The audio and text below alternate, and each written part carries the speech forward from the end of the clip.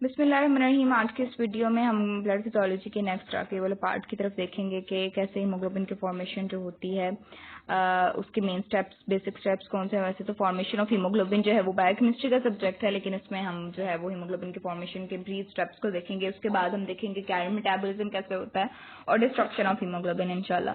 तो बात करते हैं, स्टार्ट करते हैं। तो हीमोग्लोबिन की जो फॉर्मेशन है, जब cell in pro erythroblast stage में होता है तभी हीमोग्लोबिन की फॉर्मेशन जो है वो शुरू हो जाती है, रेटिकुलोसाइट स्टेज तक कंटिन्यू रहती है।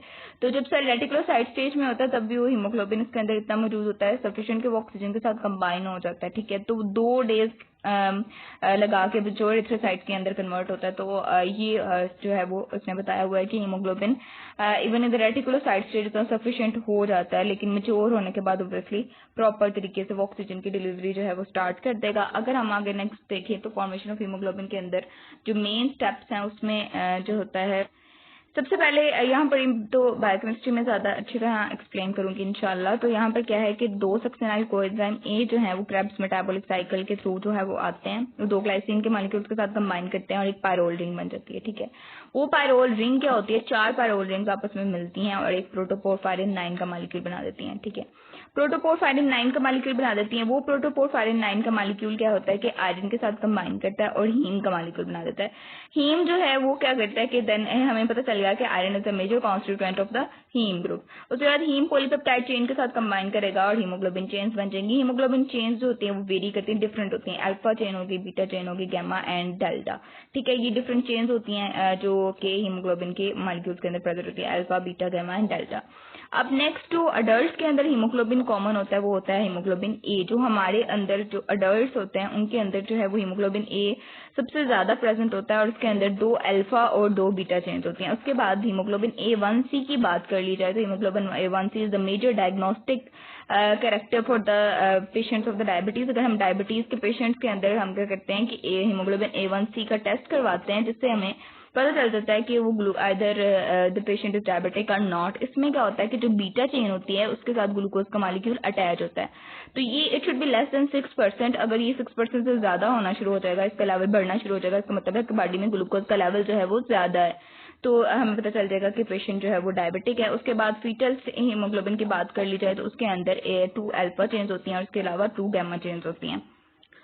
और हीमोग्लोबिन A2 भी स्मॉल अमाउंट में प्रेजेंट होता है अडल्ट में, मगर मेजर अमाउंट होती है वो हीमोग्लोबिन A की होती है और उसके अंदर 2 अल्फा एंड 2 डेल्टा चेन्स होती हैं। उसके बाद ही हीमोग्लोबिन चेन की बात कर ली जाए तो उसमें एक हीम प्रोस्थेटिक ग्रुप होता है जिसके अंदर एक एटम ऑफ आयरन होता है। ठीक है, एक हीमोग्लोबिन चेन के अंदर एक हीम प्रोस्थेटिक ग्रुप है जिसके पास एक एटम है आयरन का। अब हमें पता है कि हीमोग्लोबिन ए के अंदर 2 अल्फा और 2 बीटा चेन्स है, यानी कितनी टोटल हीमोग्लोबिन चेन्स हो गई, 4 हीमोग्लोबिन चेन्स हो गई। इसका मतलब है कि 4 एटम किसके हो गए, आयरन के। अब आयरन का एक एटम जो है वो एक मॉलिक्यूल ऑफ ऑक्सीजन के साथ कंबाइन कर रहा है, इसका मतलब 4 आयरन के एटम्स मौजूद होंगे, 4 आयरन के सॉरी एटम्स मौजूद होंगे किसके अंदर, हीमोग्लोबिन चेन्स के अंदर, 4 हीमोग्लोबिन चेन के अंदर। ऐसे ही है, तो 4 हीमोग्लोबिन चेन के अंदर 4 आयरन के एटम्स मौजूद हैं, तो it will combine with 4 molecules of oxygen. ठीक है, ये 4 मॉलिक्यूल्स ऑफ ऑक्सीजन के साथ कंबाइन करेगा। इसका मतलब ये हुआ कि 8 ऑक्सीजन के एटम्स को डिलीवर कर रहा है। तो वैसे ये सारी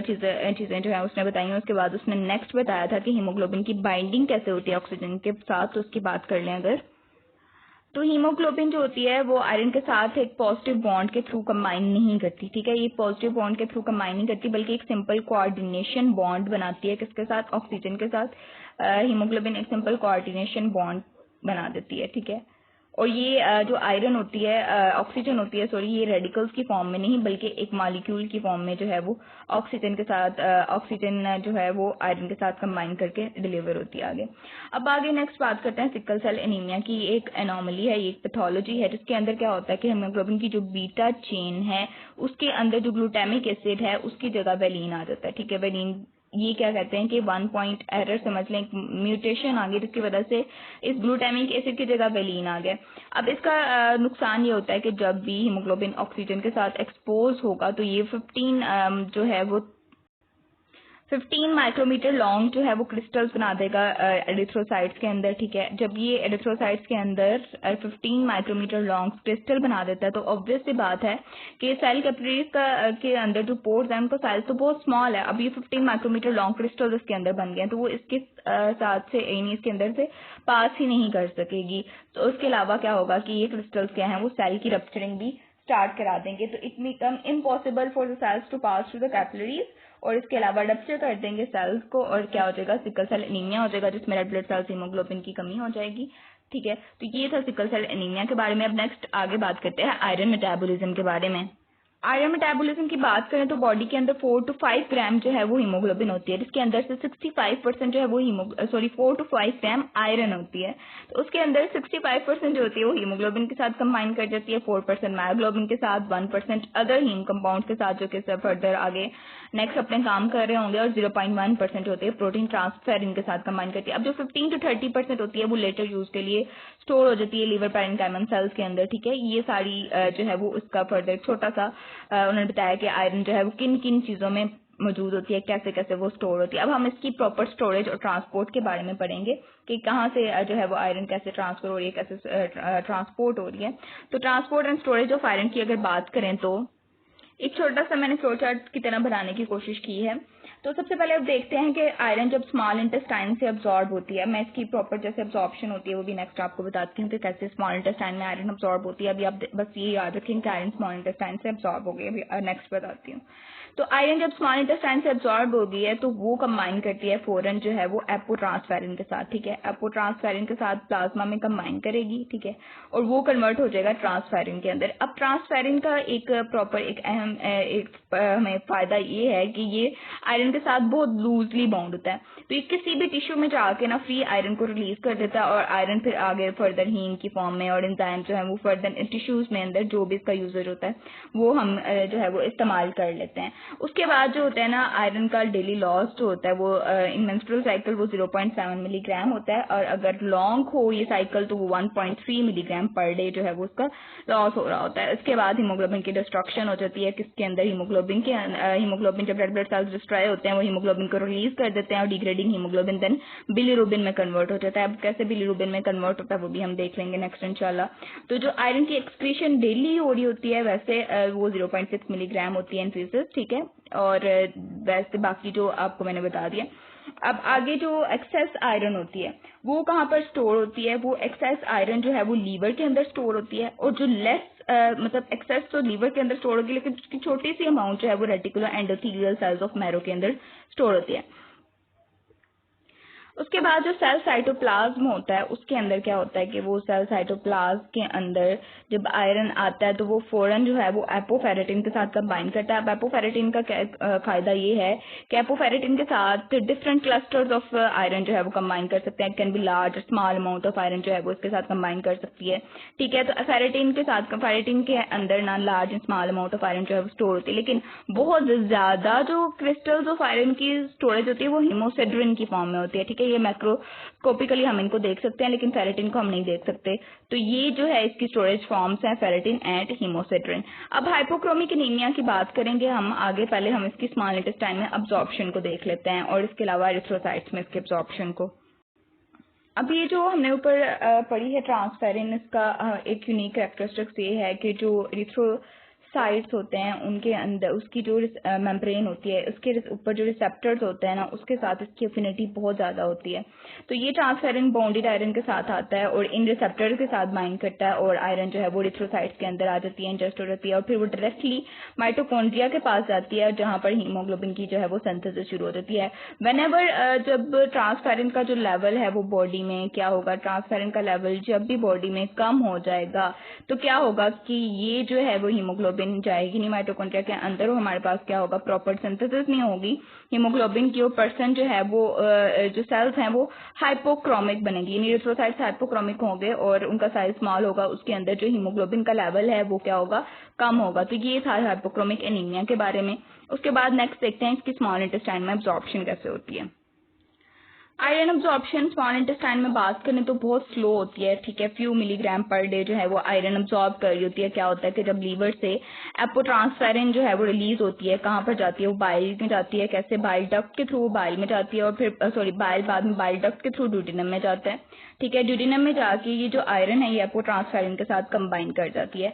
फिर आयरन एपोट्रांसफेरिन के साथ कंबाइन करने के अलावा दूसरे आयरन कंपाउंड जिनको में हीमोग्लोबिन और मायोग्लोबिन भी आता है उनके साथ भी कंबाइन करती है, ठीक है। और कम्बिनेशन, इस सारे कम्बिनेशन को हम क्या कहते हैं? ट्रांसफेरिन। ये ट्रांसफेरिन क्या करता है कि ये बाइंड कर जाता है। इसकी भी जैसे एरिथ्रोसाइट्स के साथ इसकी एफिनिटी बहुत ज्यादा थी, उसकी रिसेप्टर मेम्ब्रेन के ऊपर मौजूद रिसेप्टर्स के साथ, तो ये भी अट्रैक्टेड हो जाता है किसकी तरफ, या बाइंड कर जाता है receptors in the membrane of the intestinal epithelial cells. और बाद में पिनोसाइटोसिस के प्रोसीजर के थ्रू आयरन जो है वो इंटेस्टाइन के एपिथेलियल सेल्स के अंदर अब्सॉर्ब हो जाती है, और फिर बाद में वो एपिथेलियल सेल से ब्लड कैपिलरीज में चली जाती है। इस तरह आयरन की अब्सॉर्प्शन हो रही होती है ब्लड के अंदर। तो ये था इंटेस्टाइन के अंदर अब्सॉर्प्शन ऑफ आयरन का। और इसकी रेगुलेशन अगर देख लें तो रेट ऑफ रेगुलेशन जो होती है टोटल बॉडी आयरन की लेवल के ऊपर डिपेंड कर रहा होता है। फॉर एग्जांपल जो है वो रेट ऑफ अब्सॉर्प्शन जो है आयरन का रेट ऑफ अब्सॉर्प्शन ज्यादा कब होगा? जब बॉडी के अंदर आयरन का लेवल जो है वो कम होना शुरू हो गया, ठीक है। तो जो एपोट्रांसफेरिन ट्रांसफेरिन है इनके साथ जो आयरन की फॉर एग्जांपल इनके जो साइड्स थी उसके साथ आयरन जो है वो कम बाउंड हुआ है, तो क्या होगा कि ये एक फैक्टर इंडिकेट करेगा कि बॉडी में आयरन का लेवल कम है, तो वो फौरन आयरन के साथ कंबाइन करना शुरू हो जाएंगे। लेकिन अगर पहले ही आयरन बहुत ज्यादा और ये पहले ही ऑलरेडी कंबाइंड फॉर्म में है विद आयरन, तो ये फर्दर मजीद आयरन के साथ कंबाइन नहीं करेंगे। तो इस तरह हम करेंगे regulation of the total body iron. अब आगे life span of red blood sales के बारे में बात कर लें। तो रेड ब्लड सेल्स का टोटल लाइफ स्पैन 120 डेज के होता है। 120 डेज के बाद इनकी डिस्ट्रक्शन हो जाती है। अब हमें पता है कि मेच्योर आरबीसीज के अंदर कोई न्यूक्लियस नहीं होता, कोई माइटोकॉन्ड्रिया नहीं होता, कोई एंडोप्लाज्मिक रेटिकुलम नहीं होता, लेकिन इसके अंदर थोड़े से साइटोप्लाज्मिक एंजाइम्स मौजूद होते हैं जो कि क्या करते हैं? ग्लूकोज मेटाबॉलिज्म को, ठीक है, और एटीपी के लेवल को रेगुलेट कर रहे होते हैं ताकि जो सेल मेम्ब्रेन है उसकी प्लायबिलिटी मेंटेन रहे, उसके बाद ट्रांसपोर्ट ऑफ आयरन होती रहे, आयरन जो है वो फेरस फॉर्म में रहे रेदर देन फेरिक फॉर्म, और उसके अलावा ऑक्सीडेशन ऑफ प्रोटीन्स को भी प्रिवेंट कर रहे हैं, क्योंकि कुछ ना कुछ तो सेल्स को चाहिए होगा ना, क्योंकि एक बहुत मेजर रोल प्ले कर रहे हैं बॉडी के अंदर। लेकिन वक्त गुजरने के साथ साथ फॉर एग्जांपल जब इनका लाइफ स्पैन 120 डेज के करीब आना शुरू हो जाता है तो जो साइटोप्लाज्मिक एंजाइम्स हैं ये भी यूज होते होते तो इनका लेवल भी क्या होता है? कम होना शुरू हो जाता है। तो सेल्स फ्रेजाइल होना शुरू हो जाते हैं, और जब इनकी फ्रेजिलिटी इतनी ज्यादा हो जाती है कि 120 डेज के जब लाइफ स्पैन पूरा हो जाता है तो ये क्या हो जाता है? इसकी मेम्ब्रेन जो है वो रप्चर हो जाती है। जब मेम्ब्रेन रप्चर होती है तो हमें पता है कि रेड ब्लड सेल्स के अंदर क्या होता है? हीमोग्लोबिन होती है ऑब्वियसली। तो वो हीमोग्लोबिन बाद में क्या होगा कि मैक्रोफेजेस, अच्छा वैसे इसकी रप्चर कैसे होता है इसके बारे में तो बात है कि पहले इसकी बात कर लें। तो मैक्रोफेजेस जो होते हैं इसकी रप्चर इस तरह होता है कि जब ये रेड ब्लड सेल्स का जो डायमीटर हमें पता है 8 माइक्रोमीटर था, जबकि स्प्लीन का होता है वो समहो 3 माइक्रोमीटर के करीब होता है। तो जब ये इतने लार्ज सेल्स स्प्लीन डक्ट्स के पास से गुजरते हैं तो इनको गुजरने में बहुत ज्यादा मुश्किल होती है। पहले ही इनकी मेम्ब्रेन फ्रेजाइल है तो ये रप्चर हो जाते हैं। उसके बाद जो हीमोग्लोबिन से रिलीज होता है उनको मैक्रोफेजेस लेते हैं, पकड़ते हैं, और उनको क्या करते हैं कि उनकी फेगोसाइटोसिस स्टार्ट कर देते हैं, ठीक है। और फेगोसाइटोसिस कौन करता है? कप्फर सेल्स इन लीवर या macrophages of spleen and bone marrow. जब उनकी मैक्रोफेजेस हो जाए, मैक्रोफेजेस को फेगोसाइटोसिस करके फेगोसाइटाइज कर देते हैं तो उसके अंदर से आयरन रिलीज होता है, ठीक है। वो आयरन क्या करता है कि वो दोबारा ब्लड में चला जाता है और फिर ट्रांसफेरिन के साथ कंबाइन करके बोन मैरो में चला जाता है, क्योंकि बोन मैरो में हमें मजीद रेड ब्लड सेल की फॉर्मेशन भी तो करनी है, तो हम इस आयरन को रीयूज कर लेते हैं एक तरह का। और इसके अंदर जो पोरफायरिन था वो भी रिलीज हो जाता है, और पोरफायरिन जो है वो पाइल पिगमेंट बिलीरुबिन में, जो हमने पहले पढ़ा था कि हीमोग्लोबिन जब डिस्ट्रॉय होता है तो बिलीरुबिन में कन्वर्ट होता है, तो उसकी जो पोरफायरिन रिंग थी वो बाइल पिगमेंट बिलीरुबिन में कन्वर्ट हो जाती है और बिलीरुबिन देन ब्लड में रिलीज हो जाता है। तो ये सारा प्रोसीजर था आयरन मेटाबॉलिज्म का और हीमोग्लोबिन की फॉर्मेशन और फिर बाद में रेड ब्लड सेल्स की डिस्ट्रक्शन का। तो इंशाल्लाह in the next video we will discuss about anaemia and polycythaemia. Thanks for watching and don't forget to subscribe the channel. Thank you.